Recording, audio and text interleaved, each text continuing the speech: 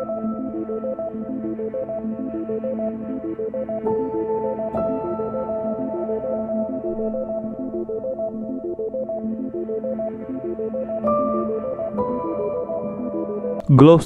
adalah salah satu kota pelabuhan yang berada di pantai selatan Cape Ann.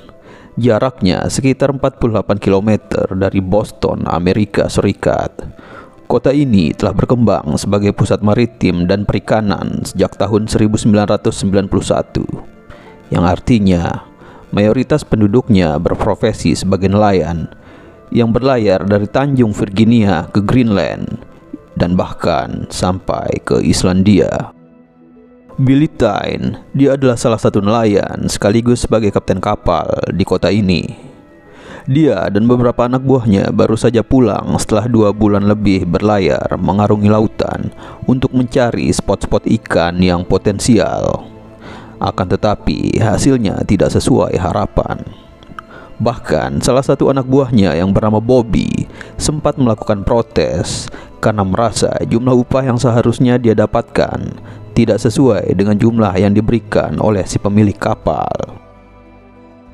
Pada malam harinya, Billy dan para anak buahnya menyempatkan diri berkumpul di sebuah bar untuk mencari hiburan yang tidak pernah mereka dapatkan selama 2 bulan lebih melakukan pelayaran.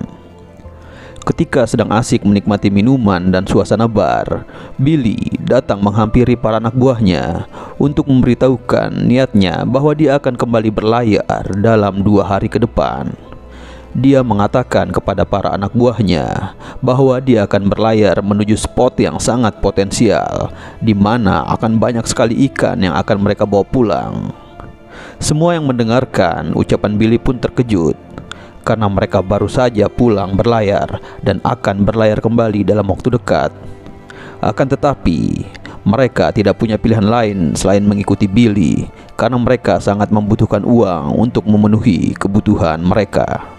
Keesokan harinya, Billy dan para anak buahnya mulai mempersiapkan segala kebutuhan mereka untuk berlayar, hingga datanglah Linda, seorang kapten kapal lain yang merupakan sahabat Billy, menghampirinya untuk menanyakan kemana tujuan Billy kali ini. Dengan sangat antusias, Billy memberitahukan Linda bahwa dia akan ke perairan Grand Banks yang terkenal dengan spot-spot ikan yang sangat potensial. Akan tetapi cuacanya sangat ekstrim dan rawan badai.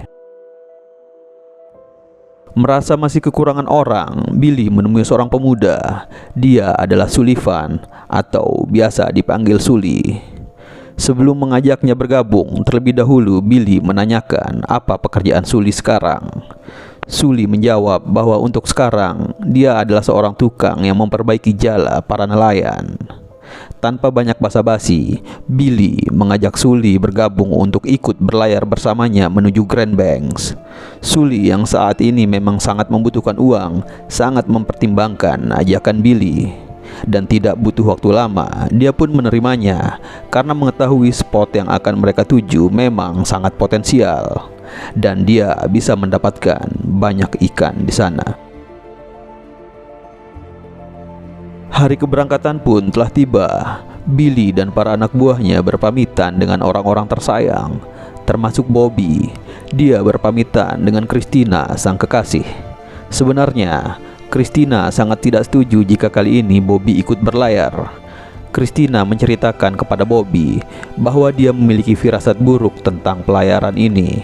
Akan tetapi, Bobby tetap pada pendiriannya untuk ikut berlayar demi memperbaiki keadaan ekonomi mereka.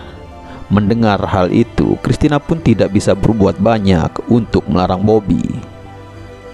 Setelah beberapa lama berlayar, Billy dan para anak buahnya sampai di perairan Sable Island, jalur menuju Grand Banks. Akan tetapi, di saat yang bersamaan, salah seorang petugas stasiun TV yang mengamati keadaan cuaca melihat adanya pergerakan awan yang tidak wajar melalui pantauan satelit mereka. Pergerakan awan ini merupakan pertanda bahwa akan ada badai yang cukup besar yang akan menuju perairan Sable Island. Andrea Gale, kapal yang dinakodai oleh Billy Tyne, telah sampai di perairan tujuannya, yaitu Grand Banks. Bobby dan kawan-kawan telah bersiap untuk menurunkan alat-alat pancing mereka. Pada momen ini, terjadi percekcokan kecil antara Suli dan Murphy. Mereka berdua sebenarnya merupakan kawan lama, akan tetapi entah karena ada masalah apa sehingga keduanya menjadi seperti itu. Billy yang mendengar keributan tersebut keluar dari ruangan kemudi dan langsung menyuruh mereka berdua untuk berdamai. Matahari telah terbenam, saatnya untuk mengangkat pancing-pancing yang telah diturunkan sejak siang hari tadi. Raut wajah harap-harap cemas terlihat di wajah Billy dan para anak buahnya. Satu persatu pancing ditarik hingga pada akhirnya ikan bermulut runcing berhasil tertangkap. Hal ini merupakan pertanda awal yang baik bagi tercapainya target mereka. Hari demi hari telah berlalu, akan tetapi tangkapan mereka lebih sedikit dari yang dibayangkan. Bisa terlihat dari ruang penyimpanan ikan yang kosong. Hingga pada suatu malam, ketika Billy dan para anak buahnya mulai mengangkat pancing mereka, tiba-tiba muncul seekor ikan hiu yang langsung melompat ke arah Bobby. Mereka semua sangat terkejut melihat kejadian ini dan langsung menolong Bobby yang kakinya tergigit oleh ikan hiu itu. Beruntung, luka di kaki Bobby tidak terlalu parah. Keesokan harinya Bobby menemui Billy untuk menyampaikan kekecewaannya karena hasil tangkapan mereka yang tidak sesuai dengan yang diharapkan. Menanggapi kekecewaan Bobby, Billy hanya mengatakan bahwa mereka harus tetap sabar dan berusaha lebih keras lagi jika ingin mendapatkan hasil yang lebih baik. Pada suatu malam, ketika sedang menurunkan pancing, kaki Murphy terlilit oleh senar pancing dan tangannya tertusuk oleh mata pancing, sehingga dia terseret ke dalam air laut. Untung saja, Suli yang menyadari ketika Murphy tidak berada di tempatnya langsung terjun ke laut untuk menolongnya. Melihat hal ini, Bobby juga ikut terjun untuk menyelamatkan Murphy. Pada akhirnya, Murphy berhasil diselamatkan. Berkat kejadian inilah hubungan Murphy dan Suli kembali harmonis setelah sebelumnya mereka sering terlibat pertengkaran.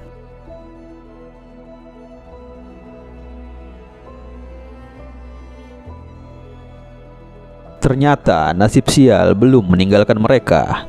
Tiba-tiba datang gelombang yang cukup besar menghantam kapal mereka dari samping kanan, sehingga menyebabkan kapal hampir terbalik.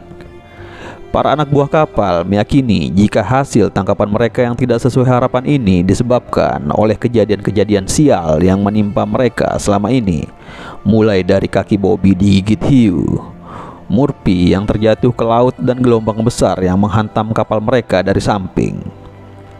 Berdasarkan semua kejadian tersebut, Bobby dan kawan-kawan menemui sang kapten, Billy Tyne, untuk melakukan diskusi terkait langkah apa yang harus mereka lakukan sekarang. Karena sejauh ini hasil tangkapan mereka sangat mengecewakan. Karena tidak ingin pulang dengan hasil tangkapan seperti ini, Billy mengatakan bahwa dia punya rencana lain, yaitu berlayar menuju Flemish Cape.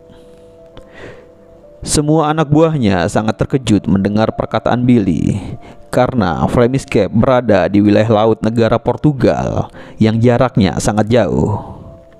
Flemish Cape memang dari dulu sudah terkenal sebagai spot tempat ikan-ikan berkumpul. Karena tidak ingin pulang dengan kegagalan, akhirnya mereka setuju untuk mengikuti sang kapten menuju ke Flemish Cape. Beberapa saat kemudian, Billy menerima panggilan radio dari Linda. Dia menanyakan bagaimana keadaan Billy. Billy menjawab bahwa keadaan mereka tidak terlalu bagus karena hasil tangkapan yang mengecewakan. Untuk itu, dia akan menuju ke Flemish Cape. Mendengar hal ini, Linda menjadi khawatir karena saat ini sedang terjadi badai besar. Dia hanya bisa mendoakan Billy agar tetap baik-baik saja dan mendapatkan tangkapan yang banyak di Flemish Cape.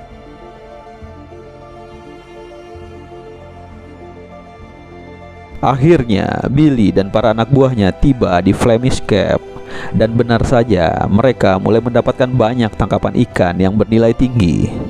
Satu demi satu ruang penyimpanan mulai terisi penuh, hingga Suli dan kawan-kawan sangat bahagia melihat hasil tangkapan mereka.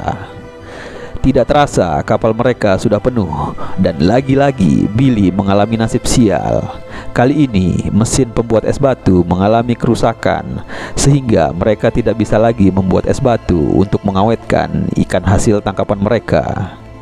Dengan berat hati, Billy memutuskan untuk menyudahi pelayaran mereka dan bersiap-siap untuk pulang, dengan harapan sisa es batu bisa cukup untuk digunakan sampai mereka tiba di Gloucester.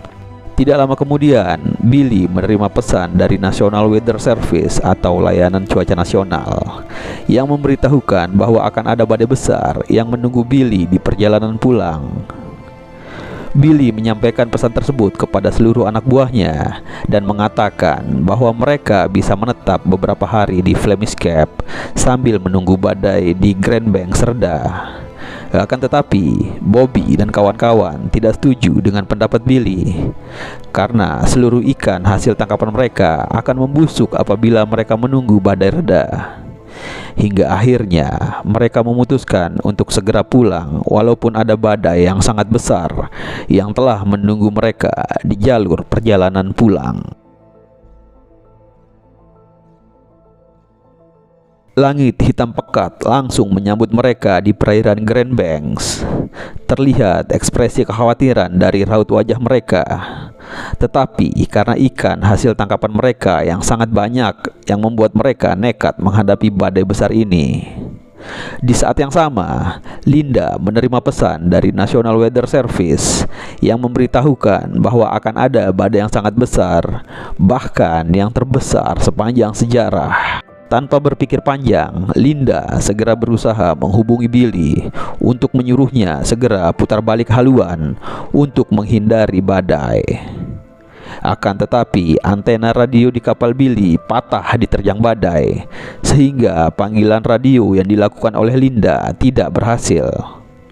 Oleh karena itu, Linda langsung menghubungi tim penyelamat dan penjaga pantai untuk meminta bantuan agar Billy dan para anak buahnya segera dievakuasi dari pusaran badai. Sementara itu, di tengah terjangan badai, Bobby sedang berusaha untuk memperbaiki antena radio. Tetapi karena badainya sangat dahsyat, antena radio tersebut melesat terbawa angin, sehingga otomatis mereka tidak bisa berkomunikasi melalui radio lagi. Tim penyelamat yang sedang menuju lokasi Billy mengalami kekurangan bahan bakar, sehingga harus menghubungi kantor pusat agar segera dikirimkan pesawat yang membawa bahan bakar dan mereka akan mengisi bahan bakarnya di udara sambil terbang.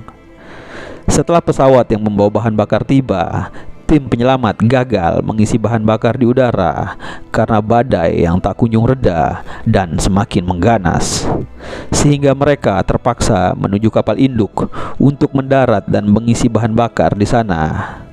Tapi ternyata bahan bakar helikopter tim penyelamat tidak cukup untuk sampai di kapal induk, sehingga dalam waktu dekat helikopter tersebut akan jatuh ke laut.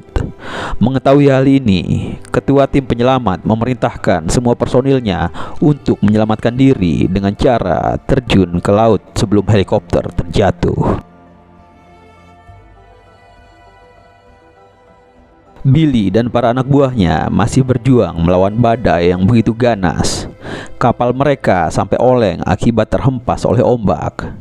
Pada momen ini, Billy sudah putus asa dan ingin putar arah. Dia sudah tahu bahwa mereka tidak akan bisa melewati badai ini. Tetapi para anak buahnya menolak karena mengingat ikan hasil tangkapan mereka akan sia-sia jika busuk. Hingga pada akhirnya datang satu ombak yang paling besar menggulung kapal mereka hingga tenggelam.